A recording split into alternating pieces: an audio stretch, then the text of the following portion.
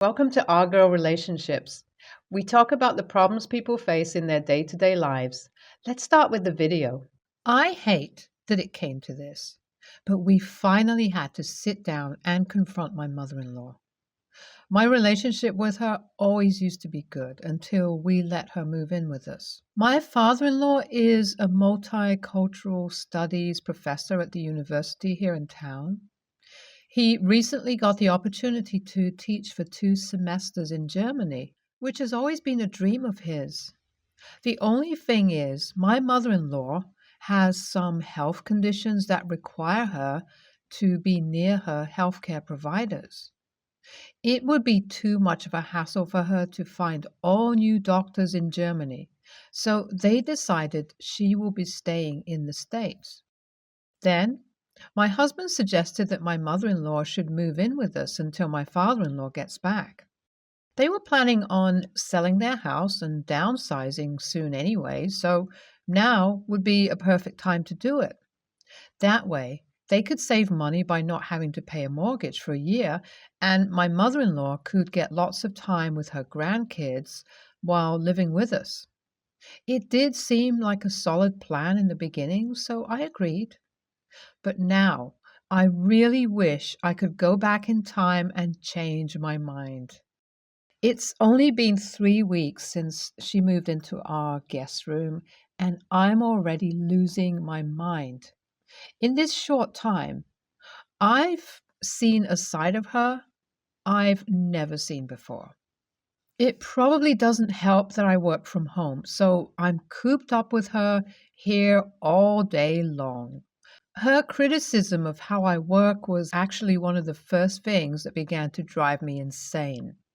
She moved in with us over a weekend, and then life went back to normal for us on Monday. My husband left for work, and my kids left for school, and I retreated to my office like I always do. Except that day, my mother in law followed me. She made herself at home, kicking back in the spare chair I had across from my desk. She began to point out everything she would do differently with my wall decor. She pointed out that my side table was filled with distracting clutter. She offered to rearrange my file cabinets for me because it seemed the system I had was too disorganized. All the while, I was just trying to catch up on emails from the weekend and trying to drop hints that I really just wanted to be left alone to work. She didn't pick up any of them, though. She continued to sit there and nitpick for almost an hour, completely killing my productivity. Finally, she realized that her favorite show was on, so she went to go watch TV in the living room, which was fantastic at the time, but unfortunately, her television habits are another point of tension for us. The woman loves watching TV and absolutely refuses to miss any of her shows. And listen, I have 2 young kids. I do my best to limit their screen time, but sometimes I really just need to turn on their favorite movie to keep them occupied and allow me to get things done. My mother in law doesn't understand this, though. She insists that she be able to watch her shows anytime she wants. The other night, I had turned on a Disney movie for my kids, and halfway through, she switched it over to the news without even asking. Of course, meltdowns from my kids ensued, but she just told them to suck it up because it was a grown up's turn to watch TV. When I tried to speak up to her, she told me I was coddling them and still refused to change it back. I could tell my husband was frustrated too, but he didn't say anything. He's always been one to try and keep the peace. So I kept my mouth shut as best I could. It's only for a year, I kept reminding myself, but how was I going to be able to put up with this for a whole year? I thought it might be possible until one day when it all came to a head. It was a weekday afternoon, and I only had an hour or so of work left to do. but I smelled the strong odor coming from the kitchen, so I went to check it out. My mother in law was in the kitchen cooking something in a pot on the stove. As soon as I opened my office door, I was hit with a strong scent that I knew could only be one thing: her homemade fish stew. It's a recipe that she says has been passed down for generations in her family, and she has been forcing her entire family to eat it for decades. My husband always shudders whenever the stew is mentioned, but no one has ever had the heart to tell her how awful it is. I asked her what she was doing, and she said she was making dinner for us. Just trying to take one more thing off your hands, she said, which I appreciated. But honestly, I would rather cook 100 dinners than have to stomach her fish stew. But I couldn't deny that it was a nice gesture, so I decided to keep my mouth shut and do the best to get through it. I decided I could whip up some quesadillas or something for all of us after my mother-in-law went to bed later, since I knew my kids weren't going to touch that stuff. But come dinner time, my mother-in-law insisted. Of course, my kids turned up their noses at the disgusting-looking soup, and she took personal offense to that. She told my husband to make them each take a bite because they'd never know if they liked it if they didn't even try it.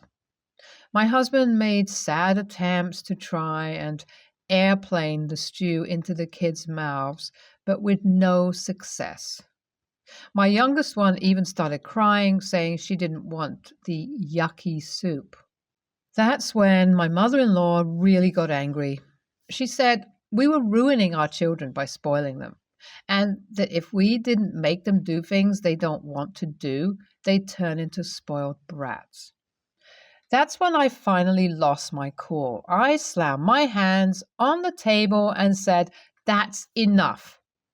I went on to tell her how frustrated I was with how critical she was of the way we lived our lives, and how little respect she seems to have for the way we did things. I told her I had been miserable since she had moved in, and that she would have to tone it down if we were going to make this work for a year. She raised her eyebrows. "Or what? You'll kick me out?" She looked to my husband, who again said nothing. I never realized how much he feared her until now. Realizing he wasn't going to stick up for her, she got up and stormed off to her room. I threw out the soup, then made us all chicken quesadillas instead. The next day, after everyone had left for work and school, and it was just my mother-in-law and I at home, she confronted me while I was making my coffee. She asked if we could sit and talk for a moment, and I said yes.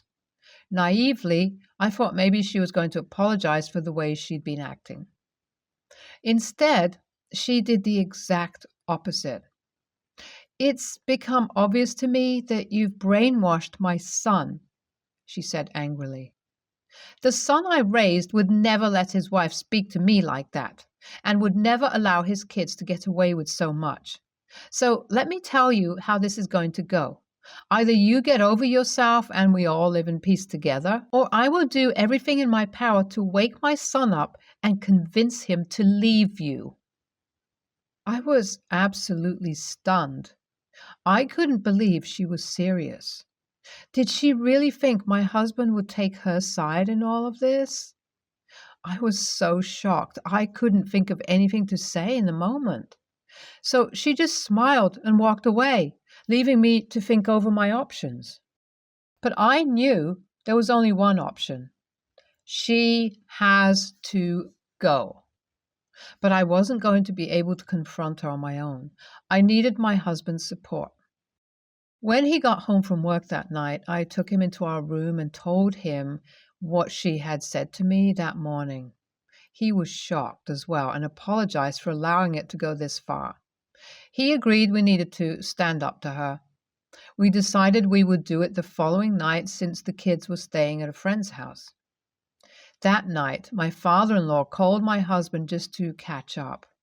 But my husband ended up telling him everything about how awful his mother had been and the horrible things she had said to me. When my husband got off the phone, he said my father in law completely agreed that she needed to be confronted and that he would like to be included in the conversation as well. We decided we would FaceTime him and have the conversation with her all together. So the following night, my husband got home from work and we dropped the kids off at their sleepover. I made dinner and we asked my mother in law if she would sit down to eat with us. She agreed. Then we called my father in law. She was surprised when his face popped up on the screen. She looked back and forth at my husband and me with expressions of confusion and then betrayal. She realized that this conversation was not going to go the way she wanted. Instead, this was an intervention. Somewhat awkwardly, we all said hello to my father in law. Then my husband stepped up and began to tell my mother in law why we were all there. He said that the way she had been behaving recently was unacceptable and that the ultimatum she had given me was way out of line. He said that moving forward, she needed to either agree to be a better guest or maybe she should look into finding a place to rent until my father in law got back. When he said this, she looked at my father in law in horror. "You're really going to let them speak to me like this?" she said. My father in law sighed, then said, "They're right, honey. And honestly, I felt the same way for years, but have never wanted to bring it up and upset you more.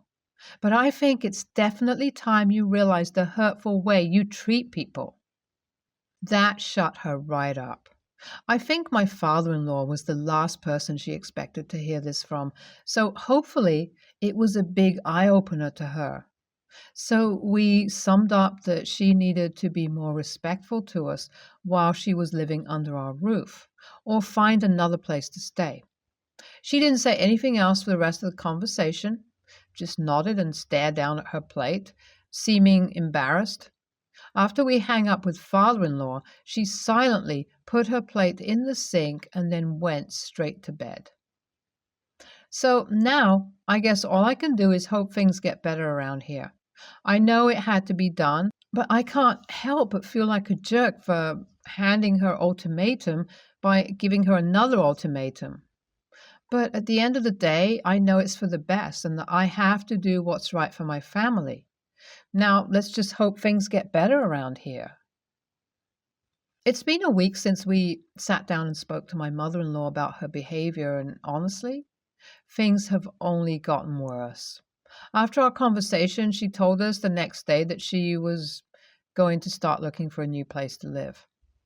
I think she felt so backstabbed by us and by her husband that now she's resentful of all of us.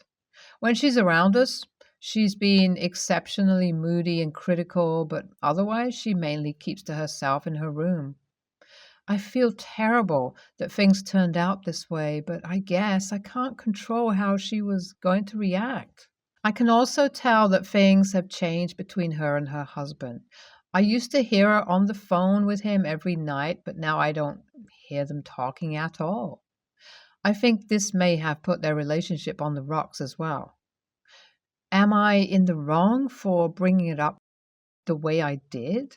I absolutely didn't want it to come to this, but I couldn't let her continue to terrorize my house like that. I just feel some guilt for potentially ruining their marriage as well. NTA, you absolutely are not in the wrong. You have to protect your family, even if that means protecting them from other family members. ESH, even if she was being critical, I feel like you could have been a little more empathetic toward your mother-in-law. Her whole life was uprooted when her husband went to Germany. I think ambushing her like that was a little too harsh. My 59-year-old brother and his wife unfortunately passed away from a car accident when their son, Tris, was 7 years old. Tris was very young, and all of our relatives refused to take him in, including my parents. I decided to adopt him and take care of him till he gets stable in his career. I have an only child, the same age as Tris. We paid for Triss's education till he passed out of university and got a stable job, but the problem arose when Triss got to know about my will. It only had my daughter's name, and he got mad telling us that we never treated him as their child and he was just an outsider, which is definitely not true. I have always treated him and my daughter equally. They both got an equal amount of gifts. I always used to take both of them on trips. But as for my will, only my daughter will get everything from it. I don't know. Also, English is not my first language, so sorry in advance. Tris has gone no contact with us. Info. Yes, Tris inherited his parents' money, but it was not much because they died young. As for the will, my purpose to adopt Tris was to provide him proper education and help him build his career and make him stable in his life, which would not have happened if I would have not taken him in. Favoritism was never done, by the way. Kids and my kids always get along pretty well from the start, but it was the money I was saving for my daughter from way before. Okay, so I get it. Child deserves parents' love, and I might not be able to provide him with that. That makes me an a-hole. But for the people saying I should have let him go to foster care instead, it's utterly ridiculous, especially when we all know the reality of foster cares, and especially in a country like mine, which comes among the top 20 poorest countries in the world. The only reason I adopted Tris when no one was taking him in was to avoid him going to foster care. For me, I did what I thought was my responsibility. I provide him with love and a stable home. Maybe not as much as my daughter, as you guys are assuming, and I feel my duty is done as he is very well settled in life with a family of his own. Also, there were a lot of questions asking what Tris calls me. I can't address all of them, but he calls me uncle from the start. It was not a father-son relationship. It was more of a friend-type relationship. I don't want Tris to be grateful of, what I did. I just want him to understand that the estate belongs to my daughter from the very start. YTA, when you adopt a child, you agree to raise that child as if they were your own. What you've just told your son is that you love him less than your bio daughter. Always have and always will. You've just told him that he is not family. Of course, he's gone no contact with you. Why would he not? I'd go no contact with you too. It's not about the money, it's about the fact that you've made it clear you do not love him as much as your daughter and do not consider him family. YTA, you say multiple times that you only took him in because no one else would, and your only goal was to get him through school and to have a set career. You never treated him like a son. You treated him like a project with a deadline. The will was just the latest in what is probably a long line of microaggressions that convinced poor Tris he was never wanted and will never be accepted as your son. Of course, he went no contact. Hey, I'm 17, female, and my sister is 23, female. I have a really bad eating disorder, and recently I told my family about it. A doctor and my family have decided that hospitalization is necessary as I'm really underweight. And so my sister and her boyfriend came to visit me before I go there in a few days. Things are a bit tense in my family right now, and I think my sister was really shocked that I have an eating disorder as she hasn't seen me in the last 4 years since she moved away, and I've lost a lot of weight since then. I also haven't talked to her in the last 3 years, so it's awkward. She told me I'm like a sickly coke addict. Sounds weird. It's her humor. And told me that she doesn't know how I wasn't already in the hospital, and then asked if I think I'm fat, and I said, yeah, I guess. And just to be clear here, I don't really care about my sister. We haven't spoken in so long that it's hard for me to care about her and hold anything against her. And I also don't think negatively about her body.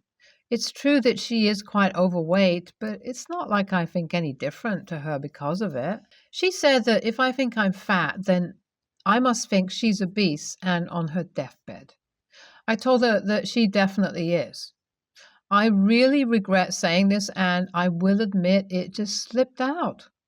It was a shock to see my sister's weight gain, but like I said, I really don't care about it. I don't even know why I said it. I was just really frustrated because she wouldn't stop commenting on my weight. I know that isn't an excuse, but it's the reason, and I know it's likely that she would comment on my weight as I said, I'm really underweight, but it was getting to me.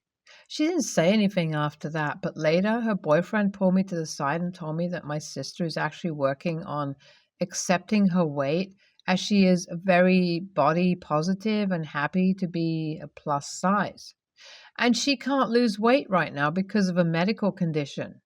He also told me that I was stigmatizing being a larger weight and that I made her really upset. I felt like a big AH after I said that, but I felt like a bigger AH after I found out I made her upset over it. AITA? I know I didn't mean it, but I really don't want this to be what my sister remembers me by before I go into the hospital. NTA, your sis was dishing it out, calling you a sickly coke addict, but couldn't take it when you clap back. Her boyfriend is a total AH. You are literally in the hospital for your weight, yet he managed to make that about your sister. NTA. Weight in regards to how someone looks is one of those things no one needs to comment on, even in a light-hearted spirit. Your sister, as someone who is on a body acceptance journey, should know that. And you, as someone who knows how deeply those comments impact, should also know this. Could you have kept your mouth shut? Sure, but I completely understand being fed up and lashing out, especially as a teenage kid in a hospital away from your family and untangling some very complicated feelings around your body. Don't be afraid, OP, to assert the boundaries you need on your ED recovery. I've struggled with some ED stuff in the past, and the best piece of advice I got from my therapist was to ask those in your life to practice body neutrality. Don't comment on, if someone has gained or lost weight. Try and focus on asking people how they're feeling. This might be a good piece of advice to pass on to your sister.